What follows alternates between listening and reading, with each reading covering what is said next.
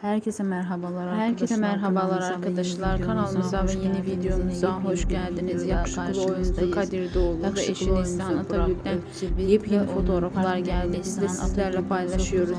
Siz de kanalımıza abone olmayı unutmayın. İyi seyirler. Hoşça kalın. Bizimle kalın. Videomuzu beğenmeyi unutmayın. İyi seyirler. Hoşça kalın. Bizimle kalın.